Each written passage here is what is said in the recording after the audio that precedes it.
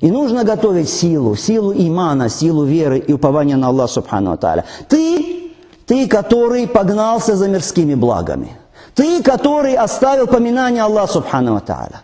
Ты, который оставил распространение религии Его, призыв к Его религии. Ты, который оставил получение полезного знания. Ты предпочел этому всему, поклонению Аллаху, служению Ему и Его религии.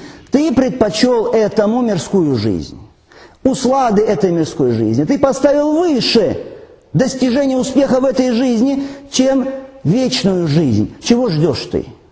Чего ты ждешь, чтобы проснуться?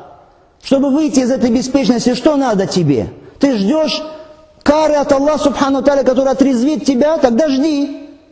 Аллах Субхану ва Тааля говорит об этом в Коране.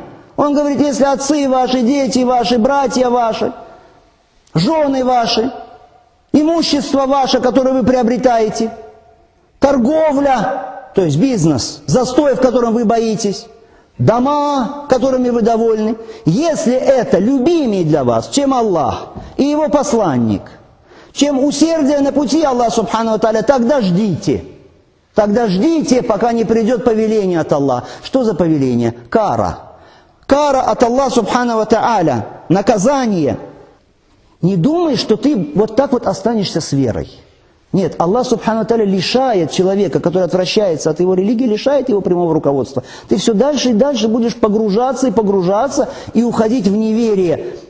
Не бросайте самих себя своими руками гибели. Это гибель.